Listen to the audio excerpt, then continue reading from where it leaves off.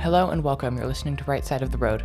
It's important for everyone to understand politics and to stay up to date, yes, even when you're young.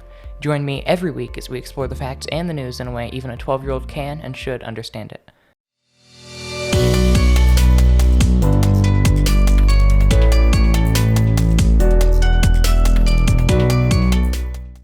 Within the past couple of months, you may have noticed prices increasing. In some places, it might be kind of subtle, like the price of a bag of chips increasing at your local Walmart.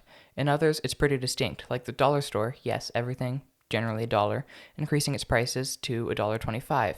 On top of rising prices, getting basic products is much harder now because our supply chain has gone off the rails.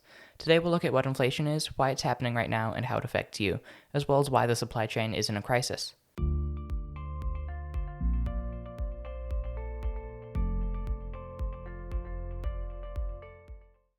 Now you're probably asking me, Hendrik, what in the heck is actually inflation? It's most easily recognized in the increase in prices, but that's only part of the definition. Inflation is, quote, a general increase in prices and the fall in the purchasing value of money, end quote, according to Oxford Dictionary. So yes, prices do rise in inflation, but that's because money loses its value. Now this is kind of hard to explain, so let me go into a metaphor. Let's say that our country uses ornaments, for Christmas terms, as its currencies. To use small numbers, there are only 10 ornaments, and there are only 10 people. Each person gets exactly one ornament. Ignore the fact for now that this is a completely socialistic society. You could buy, say, a gallon of milk for half an ornament, if you were to cut it up completely equally, and an iPhone for an entire ornament. These are just prices for example, they don't actually translate at all. Now, some dumb guy comes along and decides to make 10 more ornaments and to just ship them out to the 10 people in the country. Each person gets 2 ornaments now. An ornament becomes more common and easier to get, like how gold is more valuable than a rock. An ornament went from gold to a rock. To make sure that the milk and the iPhone are still worth the same, they make a gallon of milk cost 1 ornament and an iPhone cost 2. Let's bring that into an example of US currency. Actual money. Dollars. We had a certain amount of money spread around the US. It isn't equal like the ornaments, but that's because people worked hard in capitalism to make their money. Some dumb guy, that is mostly Biden and his administration in this case, came along and printed just a bunch of money, making itself more common and less valuable. Now, this is not the first time it's happened, but we'll get into why this is happening now. Warning, there are a lot of bad policies ahead. You will probably get mad.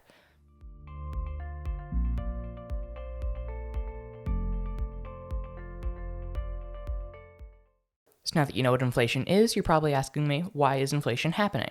And there are a few things to blame for inflation, but mostly the Biden administration in this case. So they sent out some COVID stimulus checks. They decided to send out huge checks for every American to try and stimulate them to help them come back if they lost money during COVID. Now, this seems kind of like a good idea. It helps people who lost their jobs, but the bill to send all this out was over $1 trillion. Now, this creates inflation because the money to send this out didn't actually exist. The checks were not taken out of the government's budget, they were just written, meaning all of those trillions of dollars were printed when the checks were cashed in, because that money didn't come from somewhere, it just had to be made. Again, printing or creating new currency creates inflation, so let alone over $1 trillion just being printed. Here's Federal Chairman Jerome Powell acknowledging inflation back in July. This has been happening for a while. Yes, I think if you look at the broad range of longer-term inflation expectations, they've moved up. You may notice his hesitancy here. The left is trying to play inflation as transitory, which is just a fancy word of saying temporary. Now, it is not transitory, it is not temporary, and that is very hard to ignore. But bills are continuing to be signed that just add money to the economy, print more, or increase the national debt. Just a week ago, President Joe Biden signed the infrastructure bill, which infrastructure, bridges, roads, things like that, it is a bunch of money sent out to help fix those. Here's him signing it. Okay, here we go. Yeah.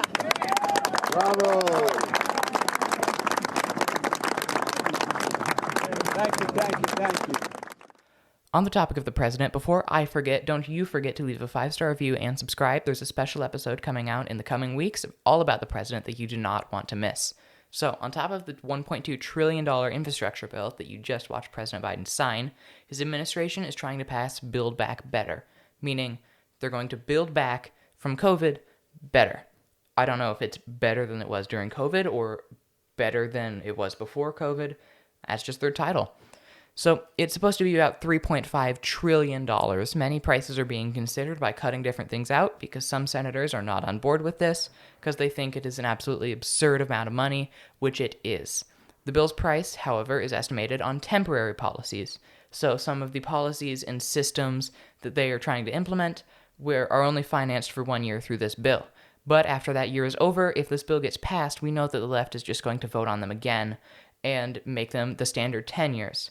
Bringing the bill's price closer to $4 or $5 trillion if they make the policies permanent.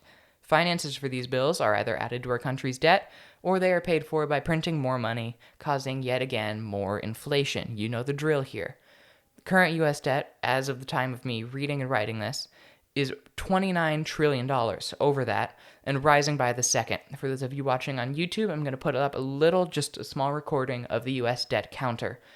No, it's not the official one, but it is a website that counts it by getting the information. Anyway, it's rising very fast by the second. Notice how many sections of this, however, are red. Most of it is red, just showing how much of our economy is in debt right now.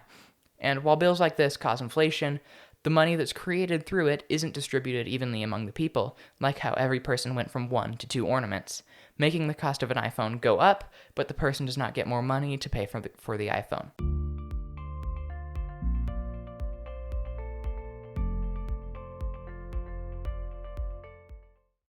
Part of why prices are rising right now is not just inflation, it's our supply chain, meaning this could be transitory if our government somehow gets itself together and fixes the supply chain. You'll probably notice how many things are out of stock right now, and that's not just because people are buying things for Christmas. That happens every year. More things are out of stock right now. That's because our ports, so things on our coast that are shipping items from across countries, they're not processing items fast enough. And once they do, they're not shipping out things fast enough either, because there's a shortage of truck drivers, there's a shortage of everyone right now, because most people are paid to stay home through some of the bills that our president has been signing, causing more inflation. This causes less supply of items to reach stores, making it harder for every order to be fulfilled. Because of the growing scarcity of some items, stores are making items more expensive because they are worth more. There's the same amount of demand, but there's less product to fill that demand. There's less supply. On top of the ports themselves being a mess, the man who leads all of these things, all of the ports, the head of the Department of Transportation, took a 2-month paternity leave because of all the stress. Oh, the physical demand and stress of signing paperwork to adopt a child. Your hand's going to be really sore after writing your name. Yep, great decision. Take 2 months off in the middle of a supply chain crisis when our supply chain is torn into pieces so that you can save your weak hand, and the physical stress it took from writing your name. I'm sure you had to hydrate and drink a lot of Gatorade.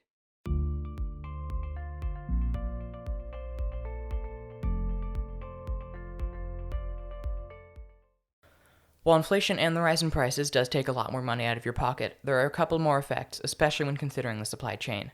For one, shipping times are longer. The ports and the shortage of truck drivers have made shipping times, even when using Amazon Prime, the magical shipment that just flies across and delivers it by drone, increase by days. So, 4 months ago, we ordered a package and we used Amazon Prime. It delivered within 2 days. A week and a half ago, we ordered the same product from the same distributor. It got here 2 days ago. As I said, this increase in shipping time does increase the cost of shipping itself, and sometimes the cost of the product itself.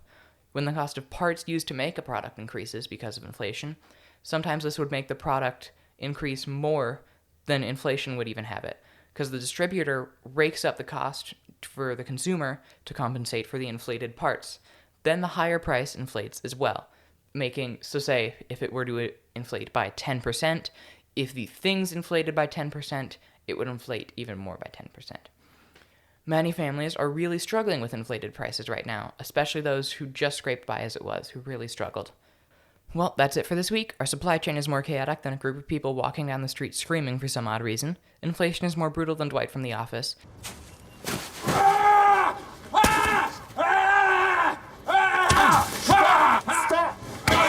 And people in our government are free to take 2 straight months off from their jobs. Be sure to subscribe and leave a 5-star review wherever you are listening. I've got a special episode coming up in the next couple of weeks that you do not want to miss. You're listening to The Right Side of the Road, and I'll see you all next week.